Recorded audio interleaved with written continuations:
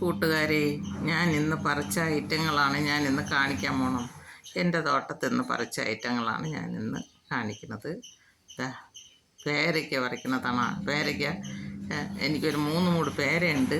പേരയിലുള്ളത് അത്രയും അതുപോലെ കൊണ്ടുപോകും. എന്നാലും ബാക്കി കിട്ടണത് ഞങ്ങളുടെ ആവശ്യത്തിന് ഇഷ്ടം പോലെ ഉപയോഗിക്കാനുള്ള ദിവസവും ഞാൻ പറിച്ചെടുക്കും. ഇന്ന് പറിക്കുന്നതാണ് ഞാൻ കാണിക്കുന്നത്. ഇത് വെള്ള പേരയ്ക്കയാണ് ഇത് പറിച്ചിരിക്കുന്നത്. വെള്ളയുണ്ട്, ചുവന്ന പേരയുണ്ട്. ഇത് വാങ്ങി നട്ട പേരയാണ്.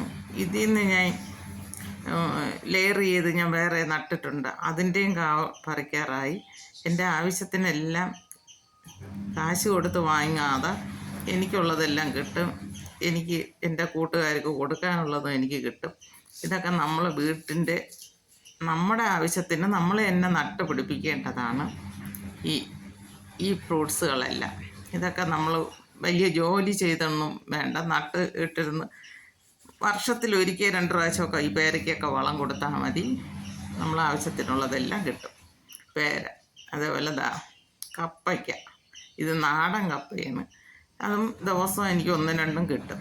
ഇത് വേണ്ട കുറച്ച് റംബൂട്ടാൻ പറിച്ചിട്ട് അങ്ങും ഇങ്ങും നിന്നത് റംബൂട്ടാനാണ് ഞാൻ ഇന്ന് പറിച്ച് വെച്ചേക്കണം. ഒരു വരിക്കച്ചക്കയും കിട്ടി. ഇത്രയും ഇന്നത്തെ എൻ്റെ ആവശ്യത്തിനുള്ള ഫ്രൂട്ട്സ് എനിക്ക് കിട്ടി.